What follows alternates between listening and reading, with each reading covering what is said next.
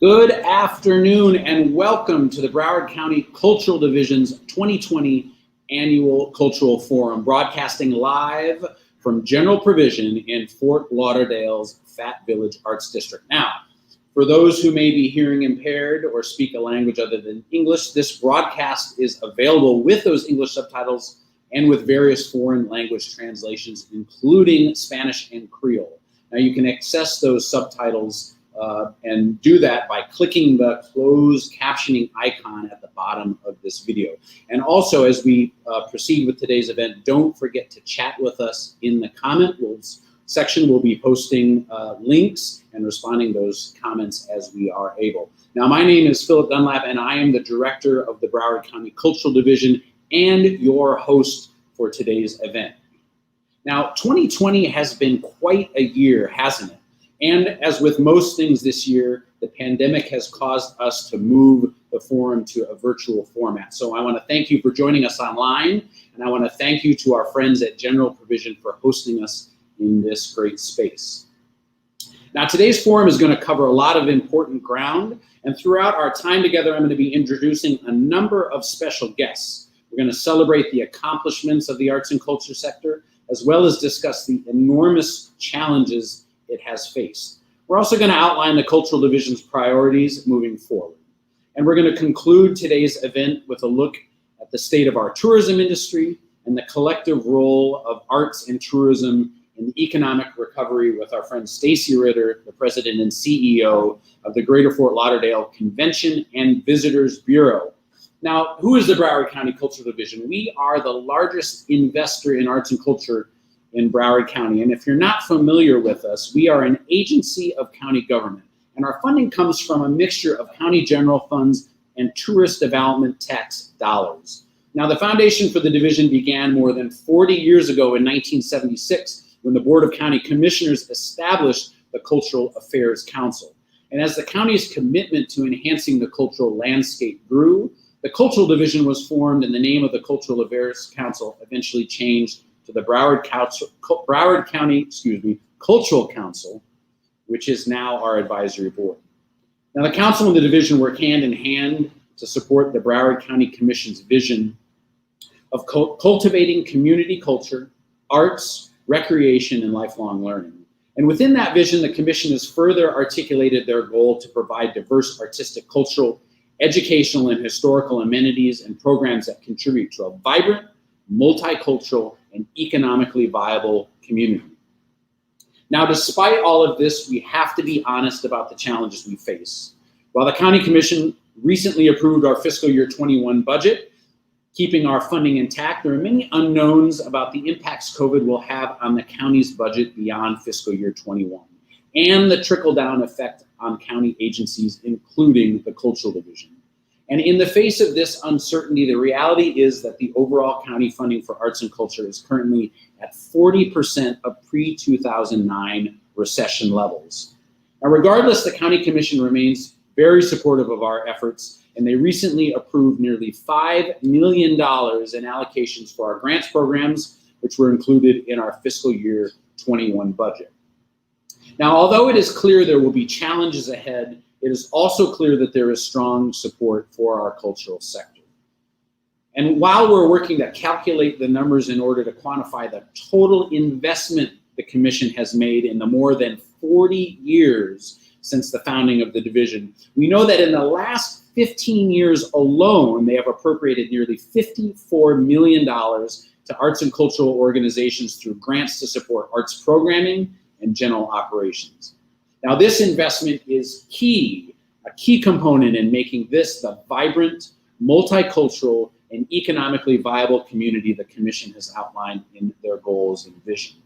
Now, this is a great segue for me to introduce one of our special guests. He is the Vice Mayor of Broward County. He's a member of the Cultural Council, former state senator, and one of our strongest supporters. Now, because of his continued advocacy, we have been able to increase our grants budget by over 22% in the last 2 years. So please welcome Vice Mayor Steve Geller. Thank you, Phil. On behalf of the Broward County Commission, I'm pleased to welcome all of you to the annual Cultural Forum. For the past 2 years, I've represented the County Commission on the Cultural Council, and I'm honored to be here to support the work of our county's Cultural Division.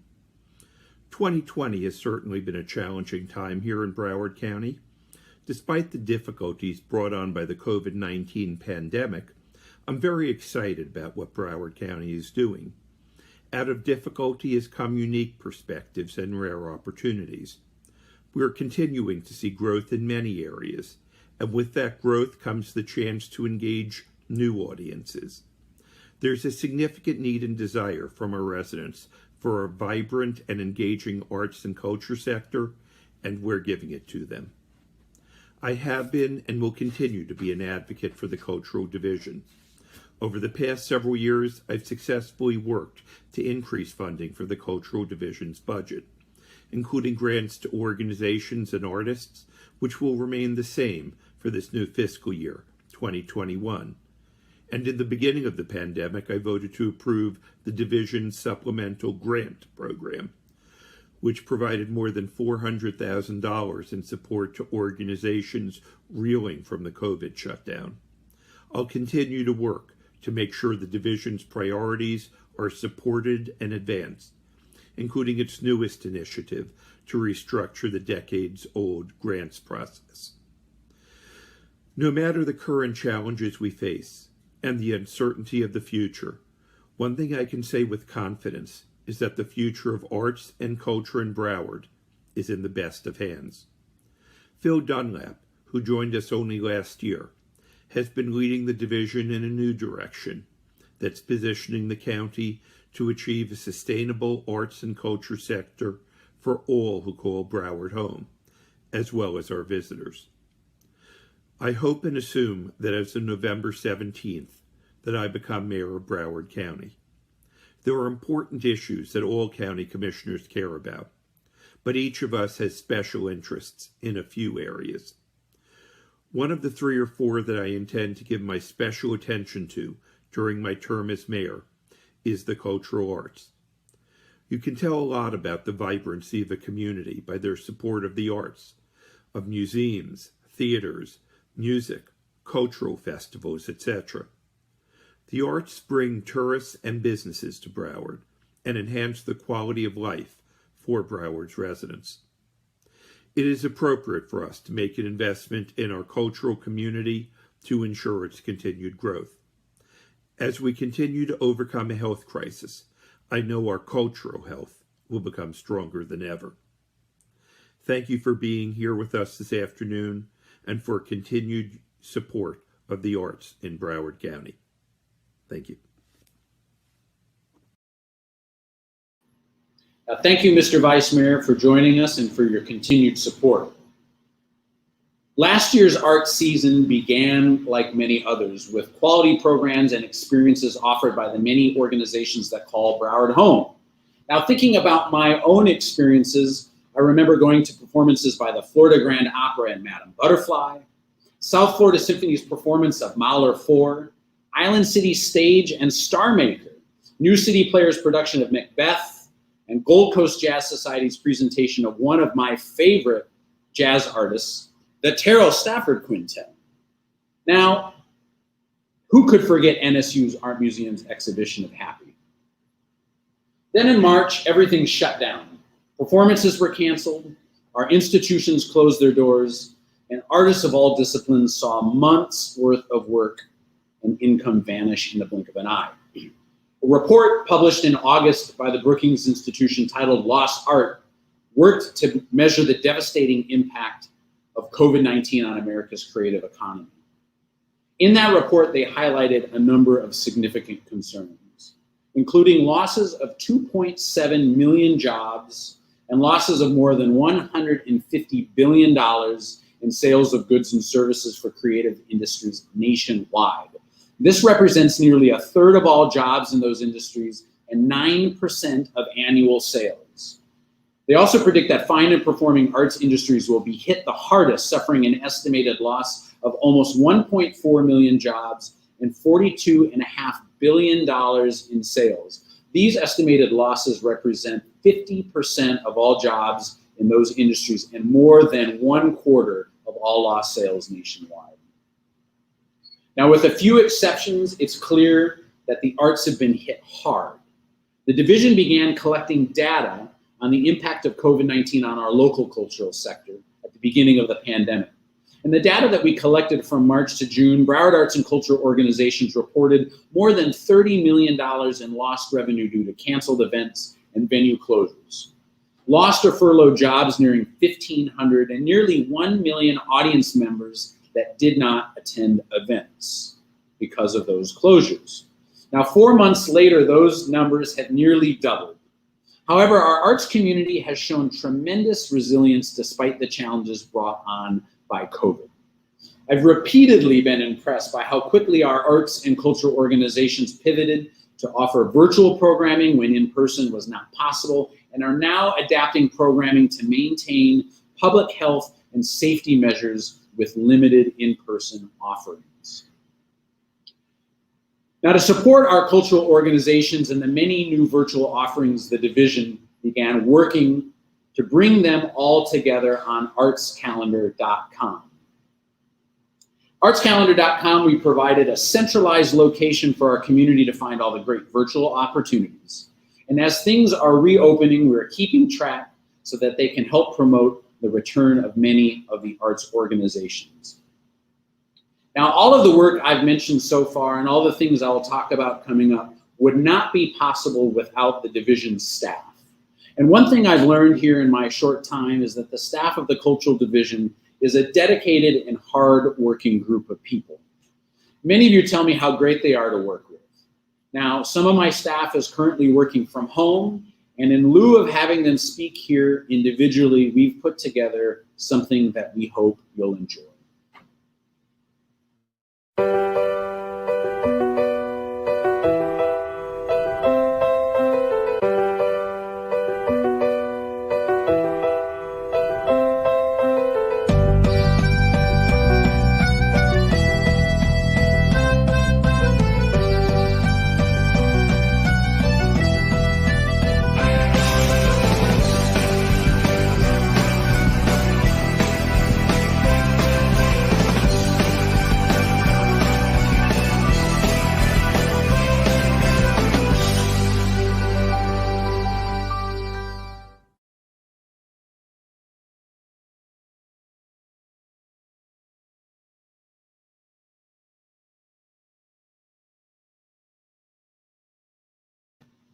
Now, we wish we could all be together to celebrate the arts, but in lieu of that, we hope you enjoyed our take on the opening of the office.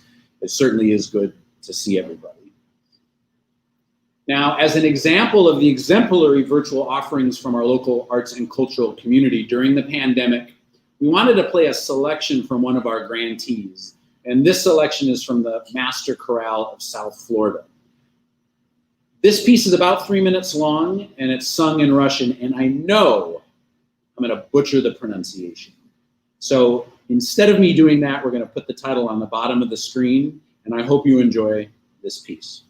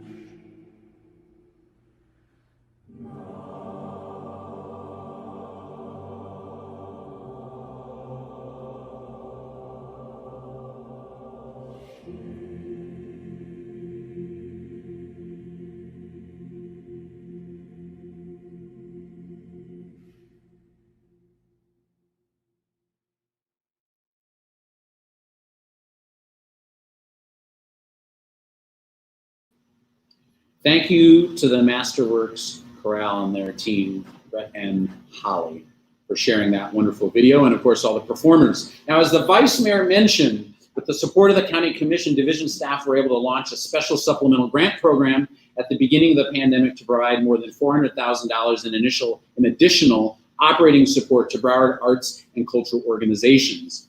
And additionally, we worked internally to amend previously existing contracts to deliver needed funds to organizations during a time when in-person events were not possible.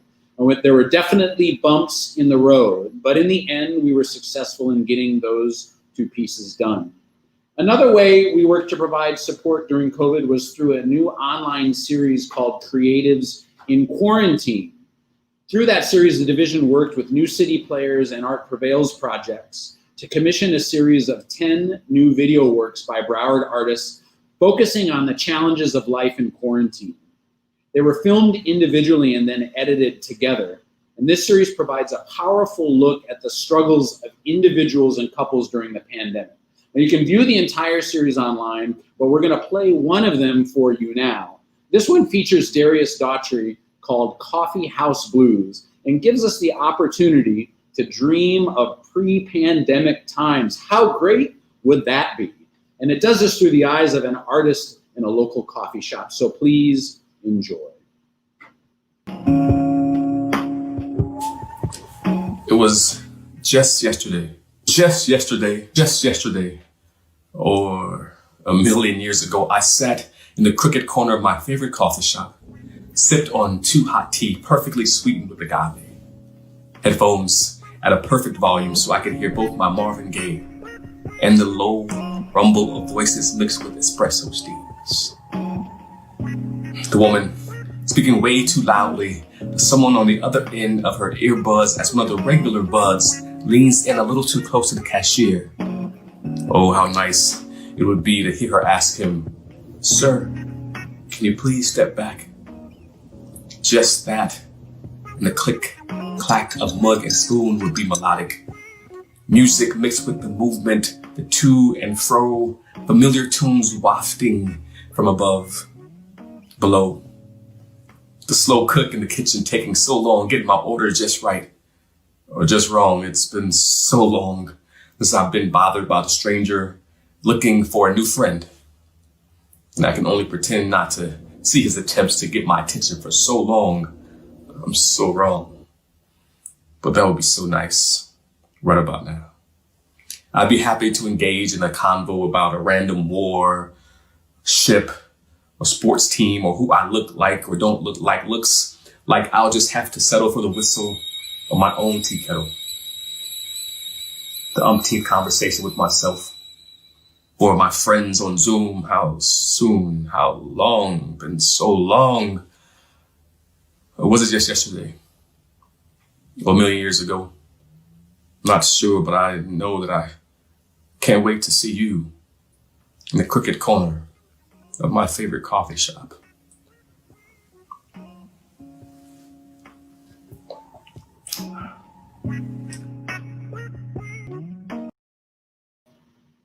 Thank you, Darius, and all the folks that helped make that series possible. Check them out online. There's 10 videos. It covers some great stuff and a great look at how our artists are addressing the pandemic. Now, the division staff has also been working hard to ensure the continuation of many of our programs. Our Artists as Entrepreneur program is successfully transformed by our grants and marketing sections into a new virtual workshop series titled Business Skills for the Modern Creator.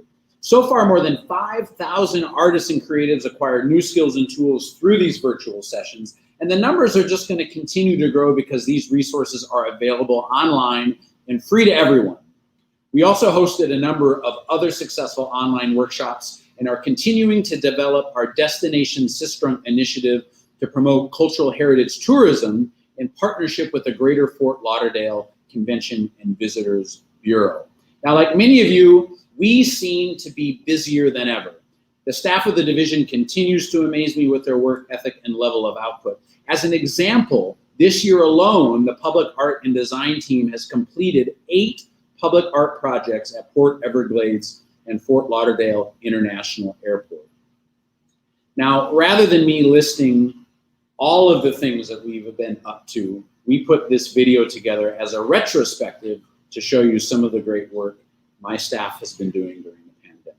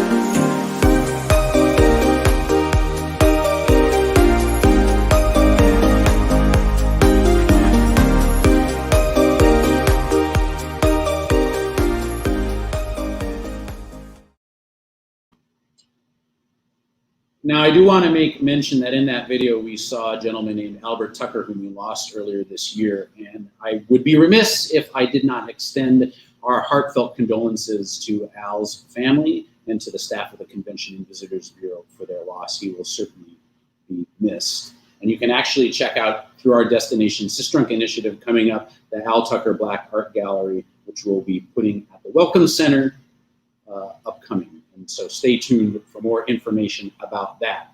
Now, of course, we couldn't do this work without the support of the Cultural Council. They are 24 members, 18 of whom are appointed by the County Commission, the others appointed by the Tourist Development Council, the Broward Alliance, Broward County Public School Board, League of Cities, Cultural Executives Committee, and we do have a county commissioner on our council who currently is Vice Mayor Steve Geller. Now, joining us to say a few words on behalf of the Cultural Council is its chair, Mr. Gregory Reed. Hello, we're glad you're here. My name is Gregory Reed. I am the chair of the Broward Cultural Council. As Phil stated, the Broward Cultural Council is made up of 24 officers and members appointed by the Broward County Commission. These volunteers eat, breathe, and sleep the arts in Broward. From public art to great music and stage performances, we listen to our communities and work to keep arts organizations and arts patrons engaged. As we know, 2020 has been financially challenging for the arts community. However, the collective pandemic experience has shown how important and resilient our arts community is. You all didn't wait to reopen your doors. You used technology and creativity to reach out to your audiences, and they reached back. In spite of all that has happened, Broward's arts community remained steadfast in their commitment to their organizations, their teams, and Broward's patrons of the arts. At the Broward Cultural Council, we are extremely proud of the work that the Broward Cultural Division does on behalf of Broward's residents and visitors. On behalf of our council, tomorrow is a new day, and we are here to support you all the best that we can. Since we are virtual, we'd like to take a moment to introduce you to the Broward Cultural Council via this short video. My name is Brittany Freeman. I'm Broward County Vice Mayor and former State Senator Steve Geller. I'm Alice Zendel Simon. Amy Ostrell. Bonnie Barnett. Carol Santel. Claire Garrett. Darren Blake. My name is Deborah Kerr. My name is Diane Weinbrock. Jeanette Seflo. My name is Ebony Crispin. Heather Brinkworth. My name is Janet Ehrlich. Jody Tanner. Robbie Kurland. Seth Platt. Hi there, I'm Val B. Glenister. My name is Michael Solomon, and we are the Cultural Council. We are the Cultural Council. We are the Cultural Council. We are the Cultural Council.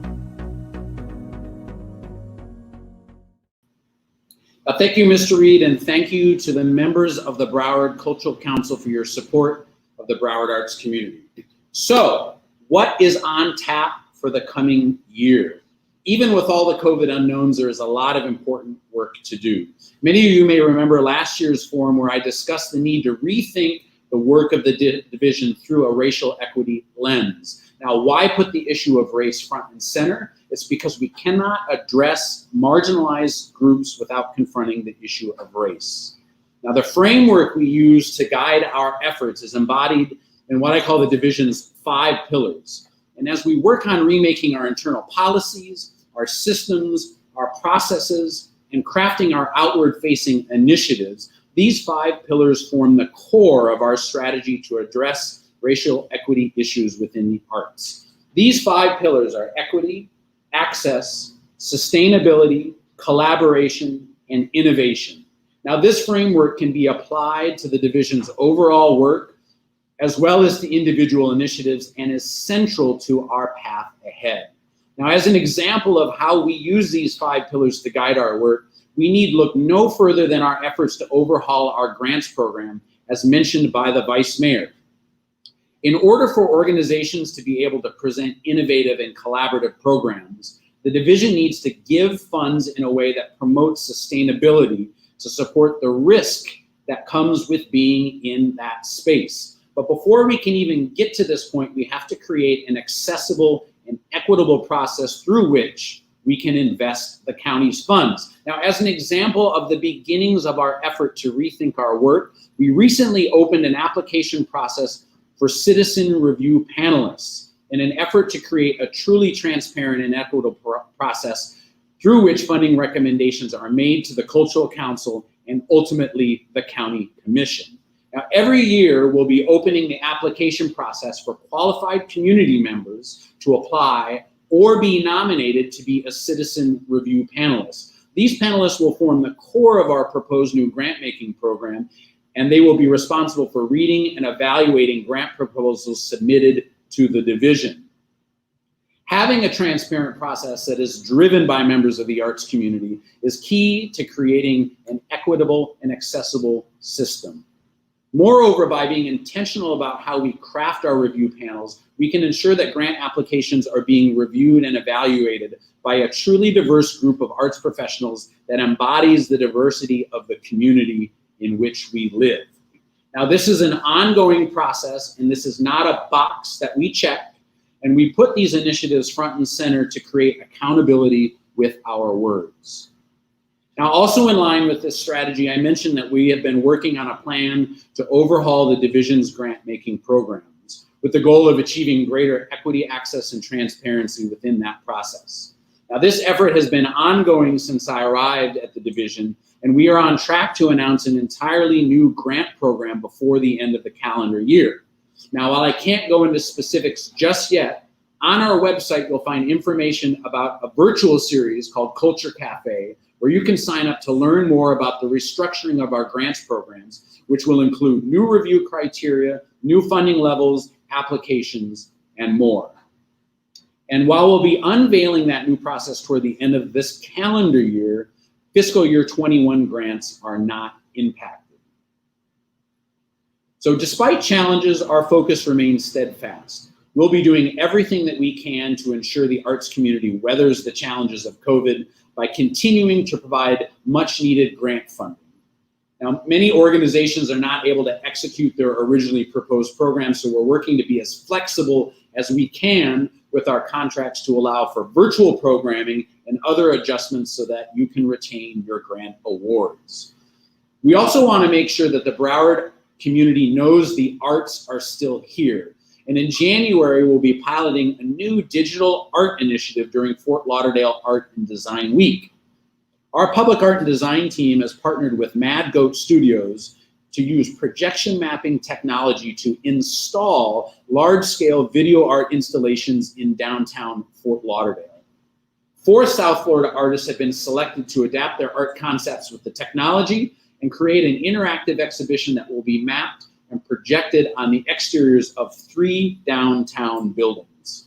This unique and exciting activation will enable people to experience art in an outdoor, low-density, and socially distanced environment. And we hope in the future to grow this concept into a major event for Broward County. Another exciting public art and design project on the horizon is a proposed lighting installation on the Andrews Avenue Bridge. Our artist selection panel recently selected an artist for the project, and our initial goal to install artist design lighting on the Andrews Avenue Bridge will hopefully continue to the 3rd Avenue Bridge and eventually the 17th Street Causeway. And also coming up will be a virtually and eventually in-person exhibition highlighting the Sistrunk community in the African American Research Library and Cultural Center. And finally, this year, we launched an initiative which will work with Broward municipalities to design and implement public art programs. Most of you may not realize that although the county has a public art ordinance, it only applies to county projects, property, and buildings. So working to implement new public art programs in Broward's municipalities will help us create a more cohesive county-wide public art strategy. Now, we're currently working with the cities of Dania Beach, thanks to one of their city commissioners, Bill Harris, and we're working with the city of Fort Lauderdale under the leadership of one of their commissioners, District 2 Commissioner Steve Glassman, who was a former employee within the Cultural Division. So thank you both for your leadership. Now, while it's fun to talk about new and future plans, we must acknowledge the realities of the challenges ahead. The success of the arts and culture sector is intertwined with our local economy and in large part impacted by the tourism industry. As we all know, tourism has taken a major hit as a result of the pandemic, and while tourism has increased in recent months, most experts say it will take 2 to 3 years for tourism to rebound to pre-pandemic levels. Now, a healthy tourism economy means a healthy local economy, which means healthy arts and culture sector. So here to discuss with us the state of tourism and how the arts and culture community can contribute to the economic recovery is our friend and the president and CEO of the Greater Fort Lauderdale Convention and Visitors Bureau, Stacy Ritter. Please welcome Stacy Ritter. Hello, nice to see you, Bill. How are you? Hang on, let me scoot over a little bit. Should we? Thank you. Yes, a socially distanced affection. I love it. Hey, thank you for joining us. For me, you would, yes. You know, the annual cultural forum is our way to talk about state of the arts with the arts and culture community. And as I mentioned in my opening remarks, arts and culture and tourism are so intertwined. And you come from a very unique perspective, having been a county commissioner, having been a state legislature in the state legislature, and now president of the Convention and Visitors Bureau. So I wonder if you wouldn't mind giving us an update on the status of the tourism industry here in Broward and some of the things that you're hearing on the ground. Yes, and thank you, Phil. Thank you for inviting me to speak to an audience of whom I don't usually get a chance to speak. So I thank you for that. As everybody knows, tourism has been the hardest hit industry here, not only in Broward County, but around the globe due to the COVID-19 pandemic. Unfortunately, we are not an exception to that rule. 50% of people in tourism lost their jobs back in March and April, and it has been a slow climb to get back, and we aren't anywhere close to where we were back in January of this year. Back in April, we lost 91% of our tourist development tax revenue. And for those of you who don't know, the Greater Fort Lauderdale CVB is funded through the tourist development tax, commonly known as the bed tax. We're not funded by general revenue. So when tourism revenues decrease, so does the ability to generate and spend money to market and promote the destination. Last month, we were 30% down in tourist development tax. So there's been a climb. We were at about 50% occupancy last week, 50% this time we would probably be around 80% under normal circumstances. So we've taken a huge hit. And we know that it's going to take a really long time to get back to 2020, 2019 numbers. We were actually on track to have a record year here in Broward County. We were going to be collecting $90 million in tourist development tax dollars and for the last fiscal year, which ended September 30th, and we won't get anywhere near there. The good news is that our fiscal year starts October 1st, so we had 6 really, really good months in 19 and 20, which has propelled us through today, but we cut our budget $8 million for this current fiscal year. We were at 22 million, now we're at 14. So it's going to take a really long time, and we know that until Florida in general sees either a flattening of the curve or a slower increase in COVID positive cases, it's just going to be that much harder for us to market and promote Greater Fort Lauderdale as a responsible destination where wearing masks and social distancing has not been an issue. You know, probably much like the tourism industry, what we see in the arts is arts audiences. A lot of the surveys say that even with social distancing in place, with measures to address public health and safety, audiences are really hesitant to come back until there's a vaccine. And we know from everything we see on the news and you know that even when there is a vaccine, there's going to be a ramp up to, you know, when people get the vaccine, if they'll even feel comfortable taking it. So what are experts predicting as the trajectory to reach those levels? Is it 2 to 3 years? That's kind of what I've been hearing, but what are you hearing from experts? Same thing, that we expect that we would get back to early 2020, late 2019 numbers in 2023. That's a long time from now. The good news is, if there is a silver lining, business bookings, group bookings, conferences, conventions, associations, they book out 5-6 years in advance. So for the department that works with group sales at the CVB, they're booking already well in advance, 25, 26, and those bookings are very robust.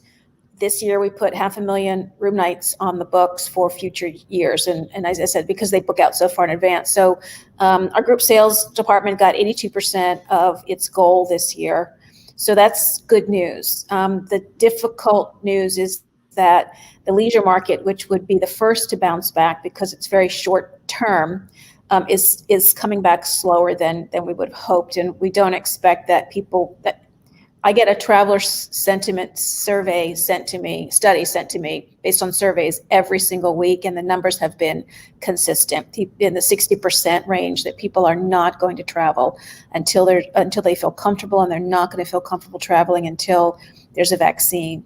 So conferences have become either completely online or some are now moving to hybrid. Some destinations are hosting hybrid conferences and conventions. We are not doing that here in Broward County, and we're not really looking for that business, the in-person business at this time. We firmly believe that while there is clearly an economic crisis, the reason for the economic crisis is the public health crisis. And until you get the public health aspect of this under control, you're going to have a really difficult time getting the economy back. So in the meantime, correct me if I'm wrong, but your strategy— I will. Well, as an aside, those watching may or may not know, but if you're satisfied with me being in Broward County, you can blame Stacy Ritter, because Stacy was on my hiring committee and apparently liked what she saw in the interview process. So you can address any of those complaints to to Stacy Ritter at the convention. I was a big fan of yours before I got to know you. Was.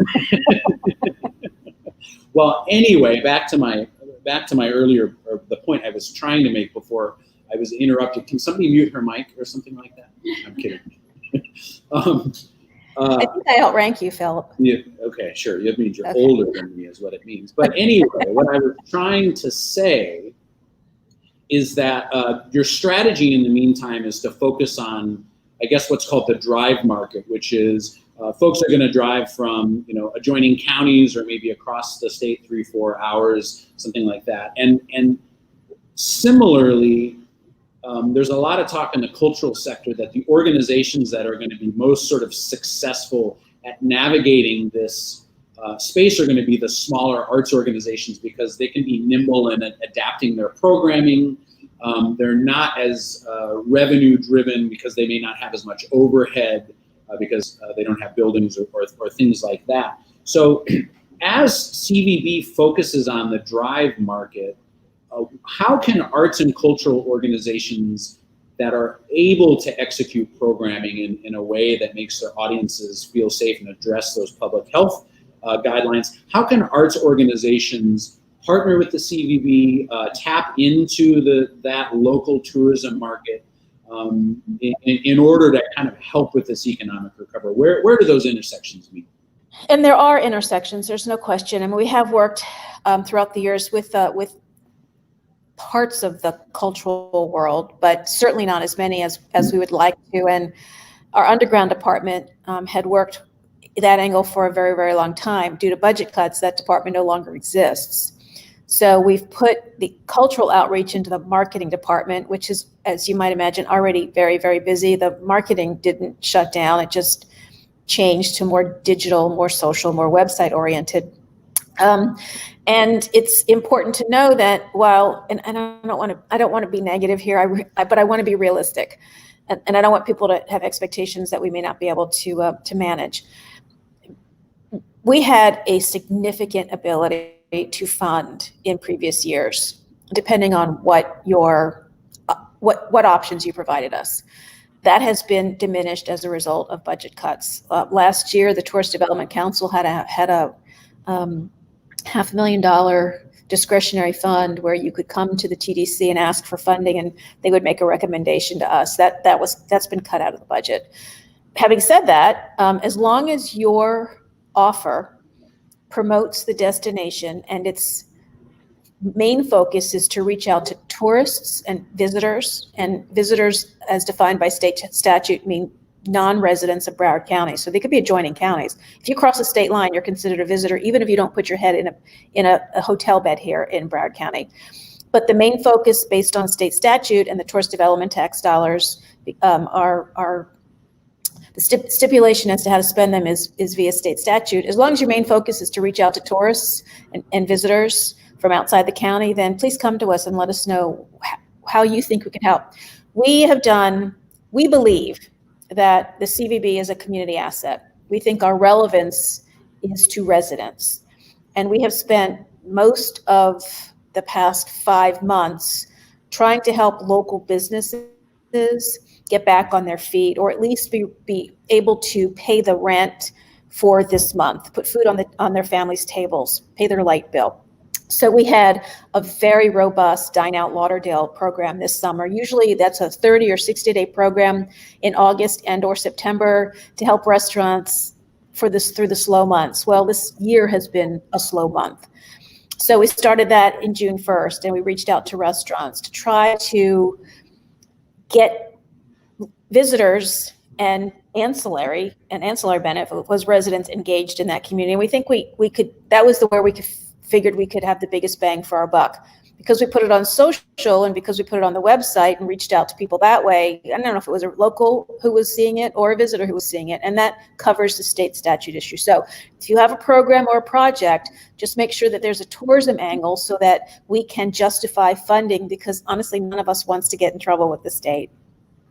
I have definitely noticed that there are significant restrictions with those tourist development dollars in those statutory requirements. We've found that in trying to amend contracts with our tourism grants to be able to allow organizations to keep their funds. And it is really challenging because making that case that an organization or that the point of the program or the project is to market the destination to tourists. Now, kind of in that line, it's always commonly thought, or I shouldn't say always, in my year and a half here, it seems that, and it makes sense, the larger of our cultural organizations have a much easier time making that case that they connect to the tourism market. And it makes sense. I mean, the Broward Center is where you see Hamilton. So that's because it's Hamilton and because it's the Broward Center is going to be a draw, right? I get the feeling, that a lot of our smaller organizations feel left out of that process. Is there a way or advice on how to connect, the programming of some of these arts and cultural, these smaller organizations to connect with that tourism market? Does it mean they cannot market the program locally, or if they market locally, it has to be in the tourism areas, like in the hotels, because tourists get here, they're still tourists. They're just in Broward County. They're not. Yeah, they don't stop being tourists once they cross the line. Well, first of all, I would suggest that for all of those organizations of which you speak, start collecting data on who is buying your ticket, whether it's zip code data or city and state data. And I know that you can buy credit card information, which will show you where your zip codes are coming from. That's important because if you can show half of your ticket sales are coming from outside of Broward County, then you're covered with the state statute. So, and the data is really important for us to justify the spend. We got to have the backup to justify the spend. You just can't come to us and say, we know that we get tourists. Unfortunately, that's not going to pass the smell test from the county auditor or from the state attorney general.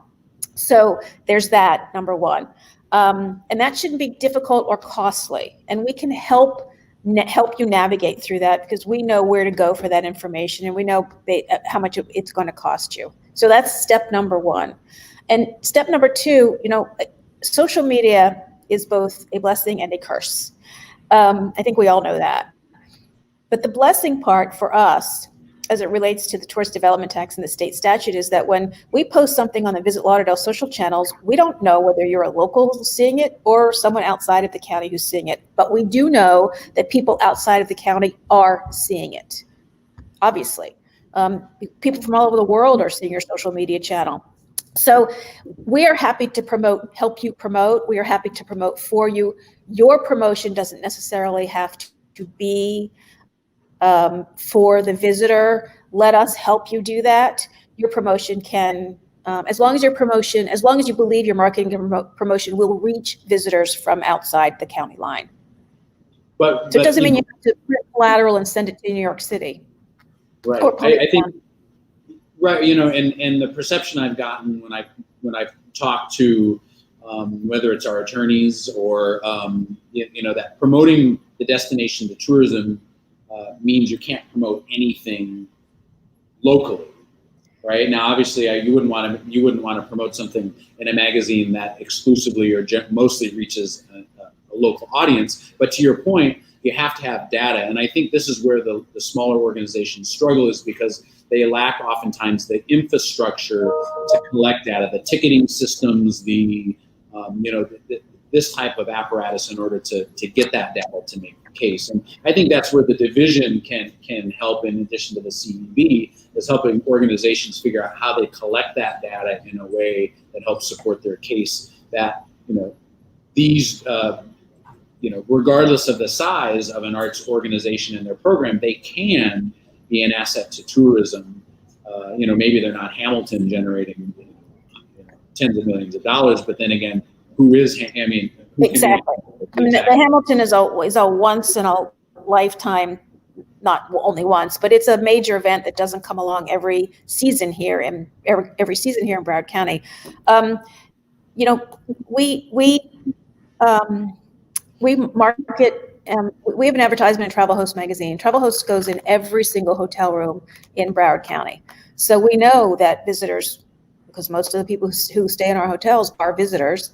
We know that there's a reach there. So even if it's a local publication, like the Las Olas and the Isles magazine, we know that we're reaching visitors. They can tell us their circulation. And if you can't collect the data up front, then survey your attendees at the event. Take a sampling of people as they are walking in. Where are you from? What is your zip code? If you have an email list, send to your email list and just ask them where they're located, what state they're in. If they're from Florida, they should tell you what county they're in, because they need to be outside of Broward. But what state are you coming from? And then you can see who your capture audience potentially is, which helps us then again justify that spend.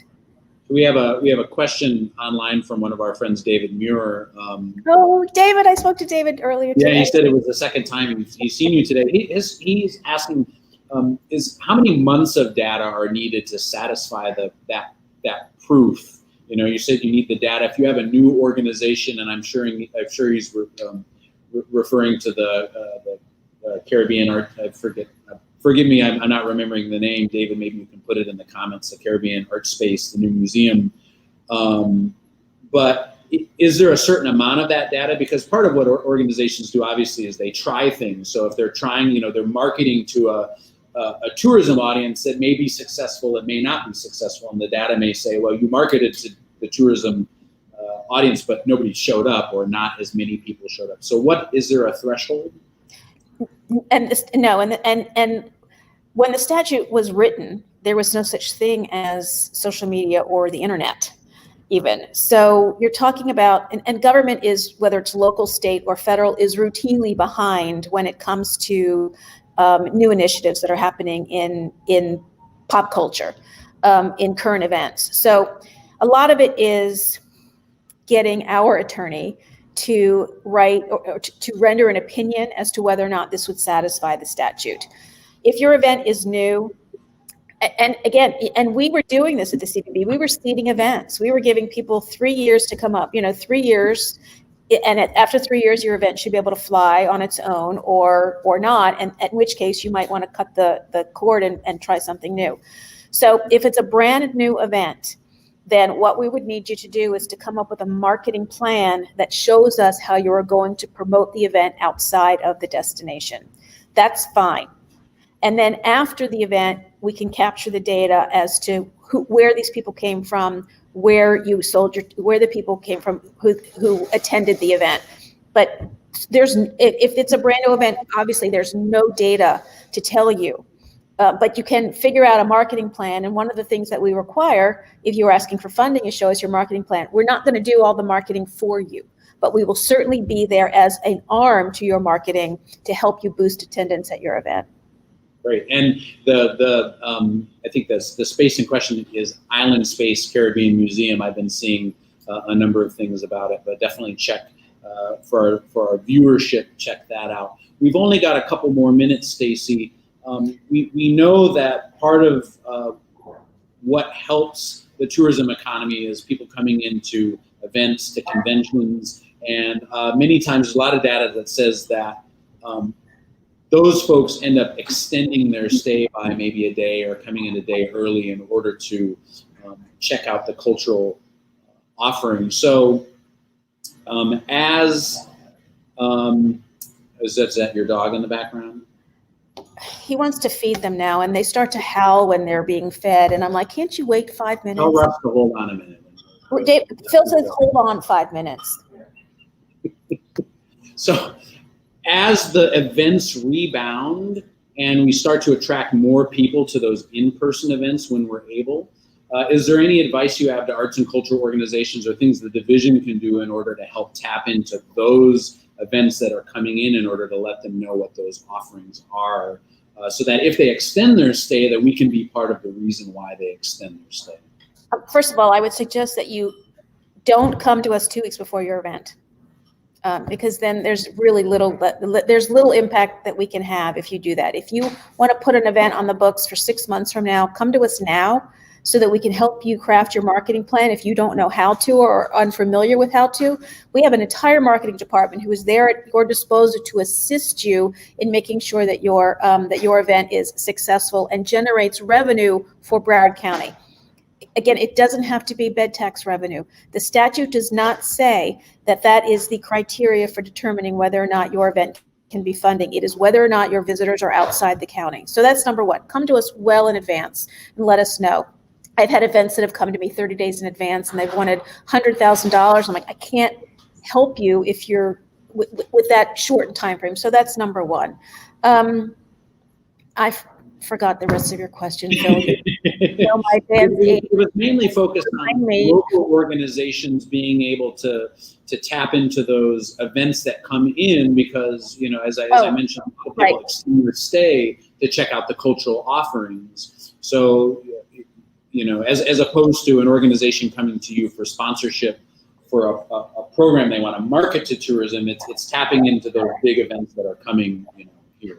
Well, I'm going to tell you honestly that we have not done as good enough job in the cultural space as we needed to. And there are a lot of reasons for that, none of which we need to go into today. We can do a better job. And I don't have I don't have the silver bullet answer to your question, but I would love to work with the active members of the cultural community with you to figure that part out.